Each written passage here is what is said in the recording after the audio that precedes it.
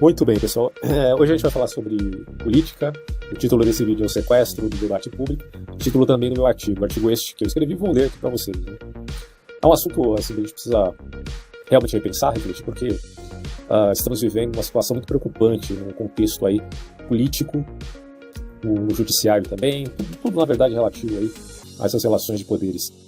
E aí eu digo aqui no meu artigo, muitos são aqueles que confundem ideologia com modus operandi, sem se dar conta das semelhanças que aos olhos de quem está de fora de sua bolha são óbvias demais. Isso aqui tem relação com aquela ideia do Norberto Bobbio, que os extremos se tocam. E eles se tocam de uma maneira tão vergonhosa que eles não conseguem admitir isso por conta da sua própria arbitrariedade. São arbitrários porque eles fazem cálculos que acham, né, ou têm a impressão intuitiva deles, que são cálculos matemáticos, equacionais e, portanto, exatos. Logo, todo aquele que não estiver debaixo do tacão do extremista mor, ou seja, aquela representação simbólica, que, enfim, é a representatividade geral do seu próprio grupo, esses que não estão debaixo ou na sombra dos grandes representantes se tornam, então, amaldiçoados. É isso exatamente que aconteceu com a atriz Juliana Paz, em vista de dar sua opinião, que não é nem filicida nem parricida. Evidentemente ela não usou essa terminologia que eu estou usando aqui, mas é basicamente o que ela disse, ela não segue o extremismo da esquerda e nem dos reacionários, que também se colocam aí como revolucionários de uma extrema-direita que se viu na Europa, se viu nos Estados Unidos e hoje se vê no Brasil. O Brasil, claro, mimetizando isso de outros lugares e adaptando ao seu próprio estilo tupiniquim. Tanto a esquerda quanto a direita tem o seu próprio estilo brasileiro. Só que isso, infelizmente, é a representação de algo muito ruim. É o que eu pretendo expor aqui. Já expus isso em vários vídeos no canal. Esse é só mais um, pontuando um assunto já bem deflagrado aí na mídia. Como já vimos aqui na série sobre a extrema-direita europeia, que eu já contei com praticamente 9 vídeos, pretendo fazer mais ainda, condenar a ideologia de Antônio Gramsci não é o mesmo que condenar a estratégia do Antônio Gramsci. Assim como os símbolos, as estratégias podem, na verdade, ter caráter dialético. E o que a gente vive referente ao sequestro do debate público é justamente a dialética do cão, né? A dialética do capeta. Qual que é a dialética do capeta? Já que ele não pode disputar contra a verdade, então ele usa a verdade como conveniência e, em essência, mantém a sua mitomania, a sua mentira, a sua maldade. Tá? Perifericamente, usa no contexto narrativo que apela a verdades. Basicamente é o que o político geralmente faz. Em termos essenciais, esconde, claro, não poderia deflagrar isso com clareza, a própria maldade. Nesse debate que há entre direita, entre aspas, e esquerda, entre aspas, se é que aspas mesmo, tem um pé atrás com a esquerda, mas tudo isso é deflagrado no meu próprio canal, não vou ficar expondo demais aqui, senão a gente vai perder bastante tempo. Mas o fato é que tanto a direita quanto a esquerda hoje no Brasil, principalmente, claro, não digo a direita propriamente dita, mas a direita extremista, e não digo esquerda propriamente dita, mas esquerda extremista. Em seus extremismos, em seus radicalismos, eles demonstram não a veracidade daquele que está preocupado em defender algo verdadeiro, e por isso se tornam radicais, porque se a gente for ver, pessoas como, vamos dar um exemplo aqui que eu gosto de usar, que é o do Martin Luther King. Martin Luther King foi radical? Foi radical. Mas no sentido de defender uma causa verdadeira, diante de um problema real e concreto. Tá? Isso é um radicalismo no sentido bom, certo? Agora, o que eu estou dizendo aqui são de vícios facciosos. Então, essa gente que faz parte aí de suas agremiações totalmente pautadas em narrativas ficcionistas, eles não estão preocupados com a concreção, com a realidade. Se eles assim o dizem, só de boca para fora, porque do ponto de vista da prática mesmo, eles estão muito longe disso. O que eles estão preocupados é em gerar narrativas ficcionistas. É isso que tanto o petismo quanto o bolsonarismo têm feito. Por isso que eles sequestram as narrativas e pretendem se perder um no outro. Ou, quem sabe até, melhor dizendo, se retroalimentar dentro de uma psicologia reversa. Ele não alimenta o Bolsonaro. E, por outro lado, o bolsonarismo alimenta o petismo. A vilania de um alimenta a luz do outro em termos de contraste. Por isso que eu digo que essa é uma dialética do cão. O fim dos dois é algo ruim, é algo mal. Só que são maldades distintas, né? São variações de maldades. O tipo de maldade do PT não é talvez o mesmo tipo de maldade do bolsonarismo, mas ambos são ruins. E a gente não precisa estar preso a esse falso dilema, a esse maniqueísmo. Esse vídeo, inclusive, poderia ser chamado, ao invés de o sequestro do debate público, poderia ser chamado da revolução dos maniqueístas, né? Porque eles querem prender tudo em 2 opções apenas. E isso é uma grande falácia, uma grande mentira, que infelizmente pode se tornar realidade em vista de uma disputa no segundo turno de Bolsonaro e Lula, justamente para aqueles que alimentaram isso já de antemão. E aí eu digo aqui, como vimos, isso aconteceu na ideia aqui do Antônio Gramsci, né? Condenar a ideologia de Antônio Gramsci não é o mesmo que condenar as estratégias e tal. Na Guerra Fria, por mais que consideremos as distinções entre CIA e KGB, por exemplo, também podemos atestar algumas semelhanças marcantes em termos estratégicos. São diferentes, mas tem alguma semelhança ali. E nesse sentido, né, que são semelhantes e isso é ruim, é passível, portanto, de crítica. Assim, posto, não existe um ou dois livros sobre gramscismo de direita que se possa encontrar por aí, mas milhares e milhares deles explorando esse horizonte do debate teórico sobre a metapolítica que vai além da geopolítica. Não é porque um radical retórico não conheça a bibliografia que ela não exista, tá? Então isso acontece muito na direita, porque estão presos numa grande bolha, um tentando alimentar o sectarismo do outro. Então eles ficam aí nesse maneirismo, né, de usarem todos os mesmos argumentos, a mesma retórica, perdendo a sua própria individuação em nome da massificação da narrativa de determinado grupo que, repito aqui, muitas vezes é ficcionista. Tá? A não ser que seja uma verdade periférica, que pode acontecer também, mas que ainda assim mantém uma maldade essencial. E isso, consideremos, é algo muito perverso. Só que também existe aqueles que desconhecem que o horizonte do debate público ele vai além do Brasil.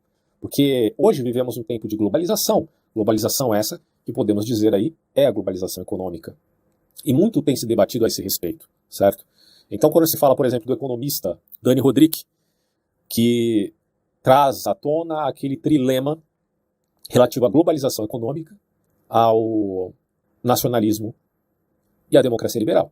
Ele diz que essas três coisas existem, só que elas não podem coexistir juntas. Olha só a gravidade da coisa. Por isso é um trilema. Dois elementos desse grupo de três podem coexistir, mas os três juntos, não. E aí como é que fica? Bom, aí você tem grupos radicais de direita que dizem que devemos priorizar o nacionalismo. E tem grupos radicais progressistas que dizem que devemos abrir mão do nacionalismo. Esse é um debate relevante, não acho? É um debate relevante. Mas muita gente brinca aqui no Brasil por conta de estarem enebriados, né? E maravilhados num sentido pejorativo, certo? Mesmo maravilhados que aparece lá no Apocalipse de João. Ou seja, espantados diante, neste caso aqui do Brasil, da vilania do bolsonarismo, que tem se mostrado com uma canastrice além dos limites, certo? E acabam deixando de relevar essas questões que têm sido tão abordadas aí em outros lugares. O Brasil, infelizmente, virou uma bolha de ignorância, e para considerar um estudo mais aprofundado, a gente tem que considerar uma bibliografia que não se prenda apenas ao mote midiático, tá? Não tente se informar só pelo YouTube ou só pelo Facebook, ou principalmente o WhatsApp, pior aí. Mas se informe com os livros, meus amigos, que senão a coisa vai ficar problemática. Eu sei que os livros é uma coisa mais generalizada, né? É difícil, às vezes, você pontuar uma verdade de um livro com uma realidade pontual que estamos vivenciando nesse momento presente. Mas é necessário fazer essa síntese, e para isso precisa ter uma reflexão mais a longo prazo do que a curto prazo, certo? Mas, enfim, vocês já entenderam o meu ponto aqui.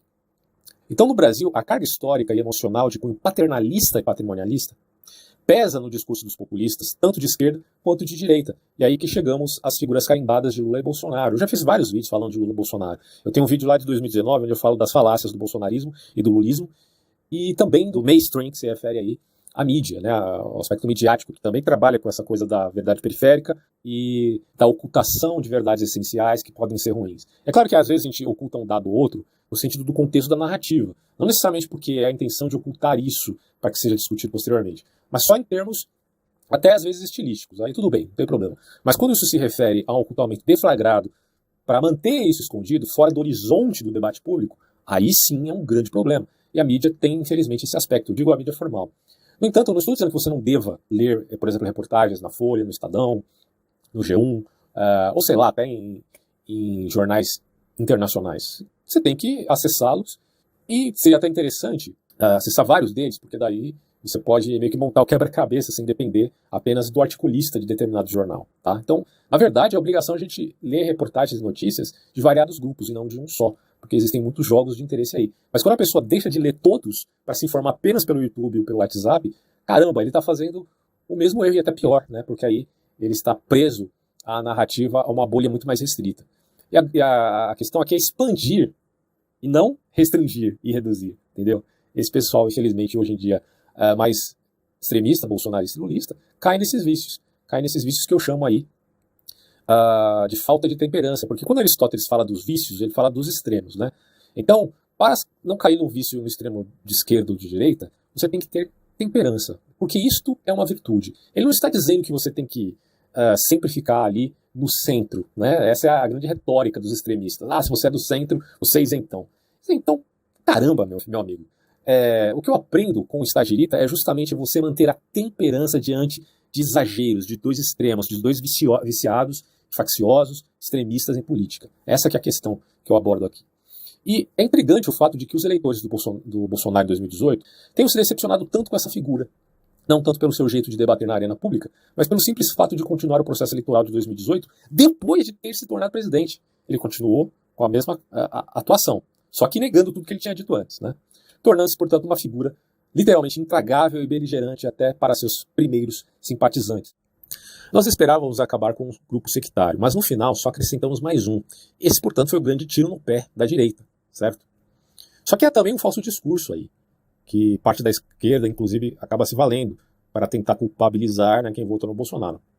Porque uma coisa é o que ele diz, outra coisa é o que ele faz. Se ele disse que faria alguma coisa e não fez, isso é totalmente responsabilidade da intencionalidade do sujeito.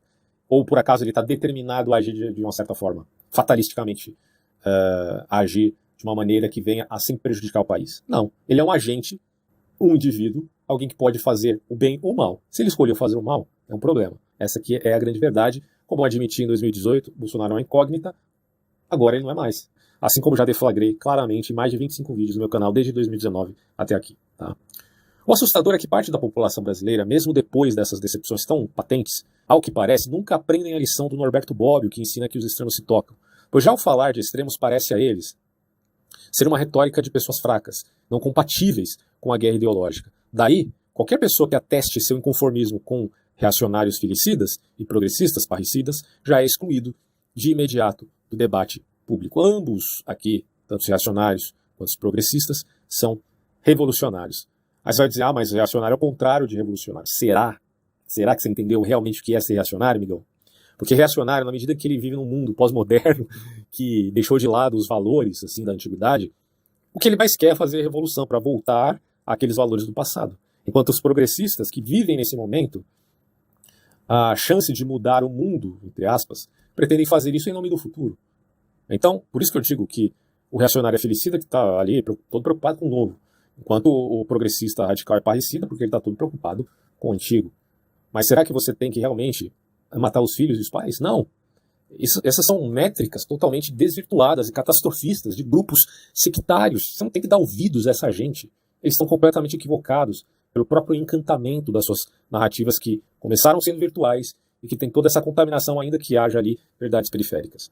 A lição não é tão difícil assim de aprender quando estamos de cara com terrível e vergonhosa demagogia dos dois lados do espectro político. Certamente eu mesmo sempre fui aqui um crítico da oposição que o PT acabava recebendo, né, que no caso era do PSDB, mas o que nós temos no bolsonarismo é a projeção de um suposto outsider que, ironicamente, já participava da vida pública como deputado há mais de 3 décadas. Né?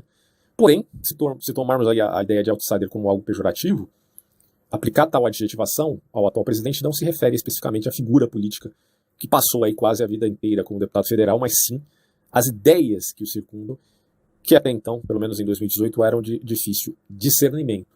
Então, quando o Bolsonaro ele exporta, não ele propriamente dito, mas aqueles que o cercam, exportam essas ideias revolucionárias /reacionárias, como explico na minha série de extrema-direita, aí ele se torna essa figura, mesmo sendo alguém que participa da vida pública há mais de 3 décadas, ele se torna aquele que traz consigo como um infiltrado os valores aí de uma alt-right da vida, de enfim, né, de revolucionários neste quesito, do tal suposto mito autêntico.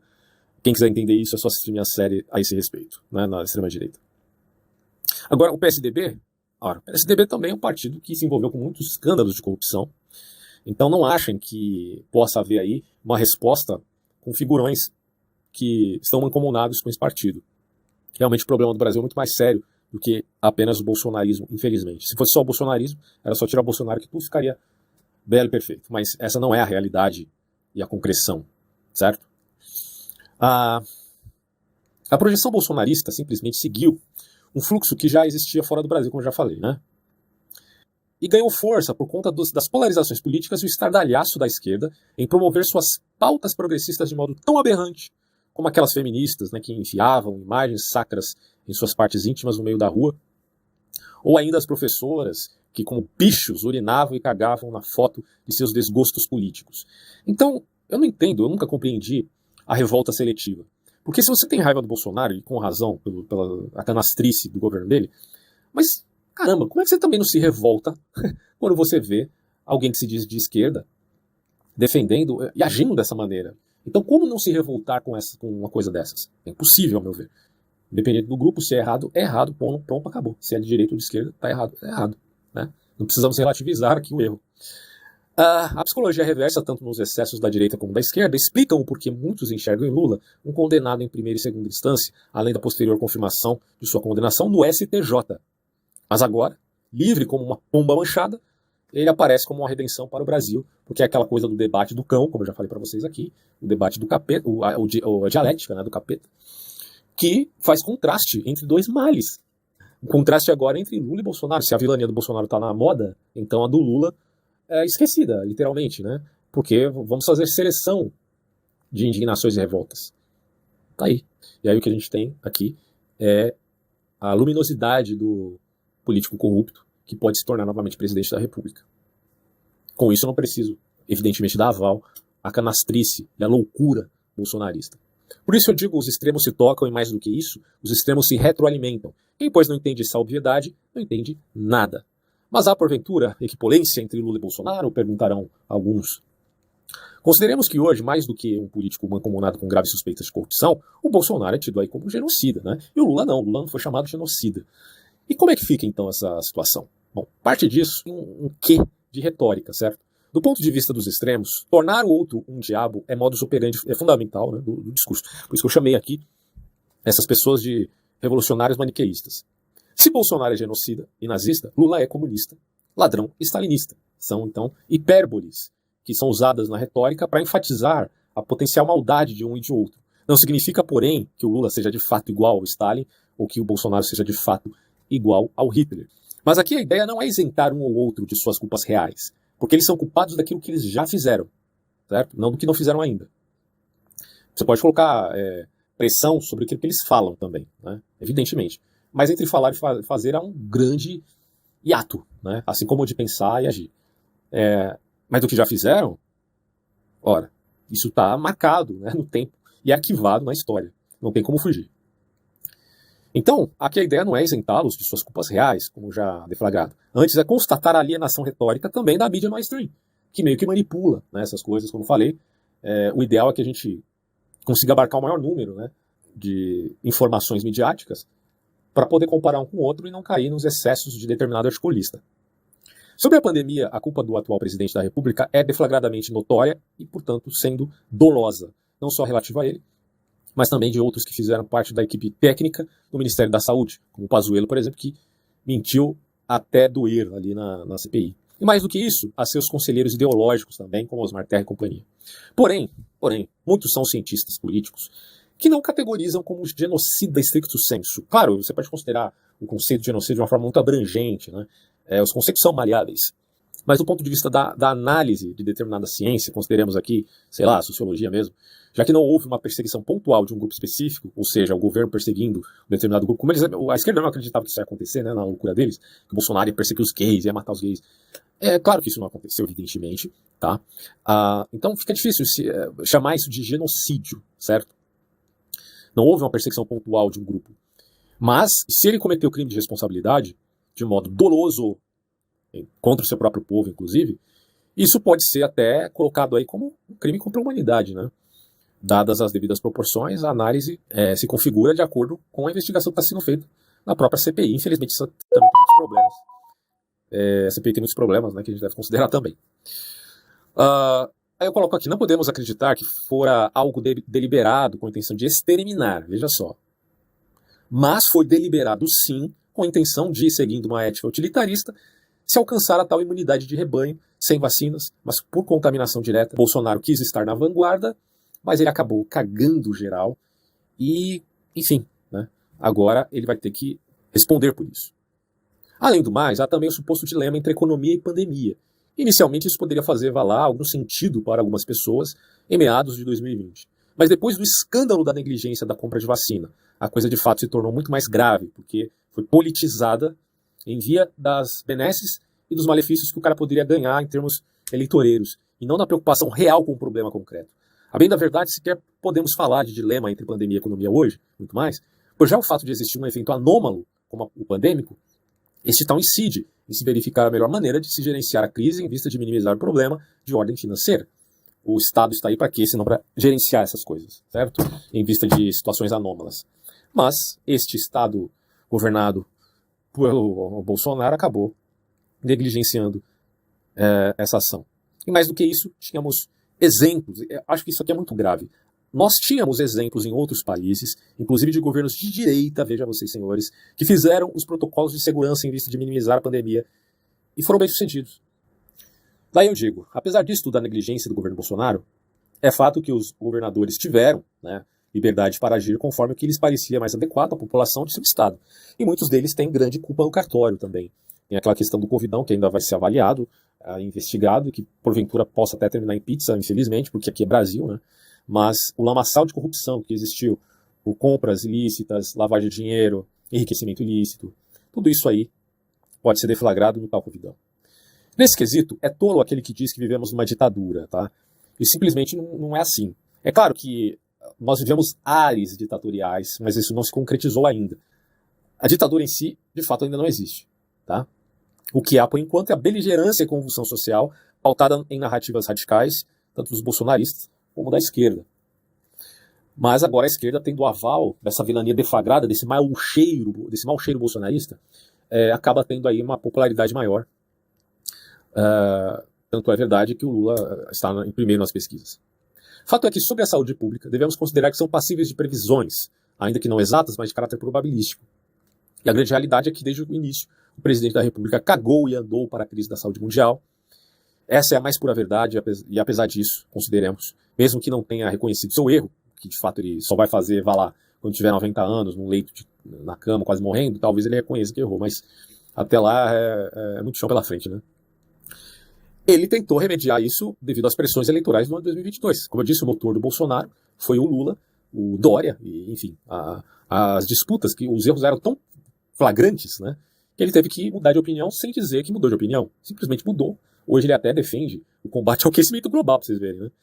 Bom, o que não impediu a ocorrência de uma CPI para deflagrar os erros propositais do governo frente à crise da saúde pública. CPI esta marcada negativamente pela presença de nada mais, nada menos do que Renan Calheiros, vejam vocês, o qual a gente não precisa nem perder tempo aqui para falar da biografia desse sujeito, que é lamentável.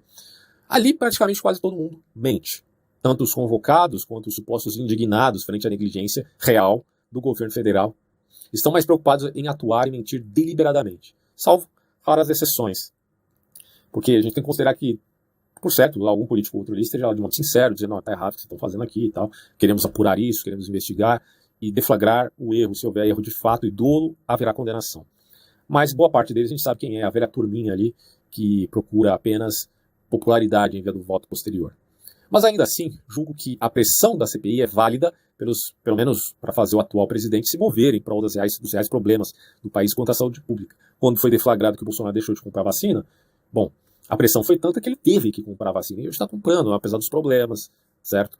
E a figura do Pazuello é sintomática, né? Porque o cara foi lá, treinou bastante para mentir com destreza, mas depois jogou tudo na lata do lixo, participando de uma manifestação que apoiava o governo Bolsonaro, sendo que isso é proibido para militares.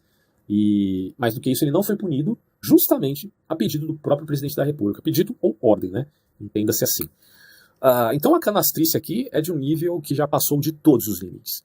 Sobre o lulismo, porém, o que podemos dizer de um pretenso governo que é indignado com o bolsonarismo, mas é descaradamente apoiador de uma ditadura venezuelana presidida por um facínora chamado Nicolás Maduro, e antes dele o Chávez, e que também apoiou Fidel Castro de seu irmão, aqui no caso em Cuba, e outros governos terríveis. Ou seja, o amigo dos ditadores, só porque são de esquerda, está querendo deflagrar o erro de uma suposta ditadura que ainda não existe, mas poderá até vir existir, por pouco tempo, imagino, mas pode acontecer, qualquer loucura assim, tentando denunciar o bolsonarismo.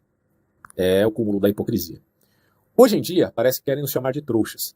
Por acaso as sandices extremas do governo federal justifica os crimes do PT e o seu apoio às ditaduras, tanto da América Latina quanto de outras partes do mundo? Fica a pergunta aí. Precisamos agora ser seletivos na nossa indignação? Por quê? Por que eu tenho que ser seletivo agora e ceder a um dos extremos? Eu não preciso fazer parte dessa dialética falsa e mentirosa, desse dilema emporcalhado. Né? Felipe Neto, o guardião da moral e dos bons costumes, que, claro, ele mesmo inventa, né? Se o Felipe Neto inventou alguma moral, então aí vale para todo mundo, segundo ele. Agora, na esteira da esquerda, ele acha que não há espaço para outros candidatos que não sejam Lula e Bolsonaro. Evidentemente, ele apoia o Lula. Já o Carlos Bolsonaro, que é filho do presidente da República, que Felipe Neto tanto odeia, tem, ironicamente, a mesma opinião. Crê que não há espaço para 3, 4 ou 5 candidatos, mas apenas os 2 que estão liderando as pesquisas, né? Pautado, portanto, nas pesquisas. Ele não está errado em se pautar nas pesquisas, mas em dizer que só há caminho para 2 possibilidades, uma trágica, que é o bolsonarismo, e outra que é palatável, que é o lulismo, eu acredito que é um erro. E a mesma coisa o Carlos Bolsonaro, que diz que o bolsonarismo é palatável e que o lulismo é intragável. Bom, aqui vocês percebem que os 2 extremos estão se tocando, né? Quem imaginaria que veríamos Carlos Bolsonaro e Felipe Neto concordando em alguma coisa? Pois é. Alguns até brincam com isso, chamando uma possível terceira via de chapa-tênis. É o caso do programa Pânico, que não se cansa de passar pano aí para o presidente da República, já que são bem pagos pela rádio para nivelar suas opiniões de acordo com um certo protocolo, seja ele tácito ou formal. Não estou acusando eles de receberem dinheiro de modo ilícito, porque eu não tenho esse dado. A única coisa que eu posso dizer é que, no mínimo, é um protocolo tácito ali. Evidentemente que entre seus integrantes há aqueles que fazem críticas contra o governo e se sentem inconformados até com o lavar das mãos de seus respectivos companheiros de programa. Assim, os lavadores de mãos acham e até zombam de uma certa terceira via, vendo nisto um delírio de pessoas que não aceitam o suposto luto brasileiro de ver uma disputa eleitoral dos grandes populistas que já provaram que seu valor é praticamente zero. Porém, essa esperança a respeito de uma terceira via, creio que ainda é legítima, mas conforme o tempo vai passando, cada vez se torna mais fraca. Ela tem um caráter evanescente. Considerem que estamos há praticamente pouco mais de um ano das eleições, e portanto há tempo de sobra, um tempo hábil, de aparecer uma opção viável na disputa contra os 2 medonhos. Já apareceu alguma coisa ali com a Amoedo, o Mandetta, até o Danilo Gentili. Mas se o Danilo Gentili não leva a sério a sua própria candidatura, quem o levará a sério, certo? Então, acho que quanto mais o tempo passar, mais vai ficar difícil. Infelizmente, teremos que engolir as narrativas do Carlos Bolsonaro e do Felipe Neto. Por isso, não podemos permitir que o debate público seja sequestrado pelas narrativas bolsonaristas ou lulistas. Outro que seria uma opção aqui é o Sérgio Moro, mas ao parecer o Sérgio Moro não tem esse perfil, certo? O temperamento dele é um pouco mais introspectivo e ele não é um cara assim, que dê a cara a tapa efetivamente, né? Como é o Bolsonaro e o Lula, apesar de serem extremistas, eles têm aí essa competência, né, de aparecerem no debate público e não estarem nem aí para a opinião externa e, enfim, né, se lançarem no mundo como candidatos. Eu tenho aqui, inclusive, um vídeo no canal onde eu explico os males do populismo e o quanto isso é prejudicial ao país. Eu falo do populismo em outros lugares, como na antiga União Soviética, com Stalin, com o Hugo Chávez, né, na Venezuela, o próprio populismo do Bolsonaro, o Trump também tinha uma característica populista. O PT alguns especialistas dizem que o PT não é populista porque é um partido já oficial aí há décadas atuante. Mas o próprio lulismo sim é populista, né? Só que o lulismo se vale do petismo e se confundem entre si. Mas o lulismo ele tem essa característica muito forte do populismo, se valendo disso, evidentemente, para ganhar voto e até para pagar votos, né? Diga-se de passagem. Então, aconselho vocês a assistirem isso também. Devemos ainda considerar que no Brasil há todo tipo de corrupção. Temos larga e deflagrada corrupção entre magistrados e juízes, entre os deputados federais, entre a polícia. Para quem quiser saber sobre a corrupção na polícia, é só assistir aí o Gabriel Monteiro, né? Ele já deflagra isso claramente. A gente tem corrupção, um grande mecanismo, eu diria, até em igrejas cristãs, não importa se é católica ou evangélica, certo? A gente tem tanta corrupção no Brasil, o lamaçal é tão grande que fica difícil de você até defender a pessoa A, B ou C, porque você não sabe com o que ela está envolvida. É muito complicado, cara. É muito difícil mesmo. Aí eu coloco aqui, né? O Poder Judiciário já mostrou suas garras sujas de lama tantas vezes que seria perda de tempo enfatizar isso. É só observarmos a atuação do STF nos últimos 10 anos ou até mais, que culmina na absolvição de Luiz Inácio Lula da Silva. Alguns dirão que Lula não foi absolvido, mas teve apenas a anulação de sua condenação por um juiz suspeito. Ok, mas todos sabemos que na prática isso incide em absolvição, pois me admiraria muito se o Lula ainda fosse preso, considerando 2 fatores. O primeiro, a idade dele, e o segundo, a possibilidade de ele se tornar presidente da República, o que lhe traria a imunidade.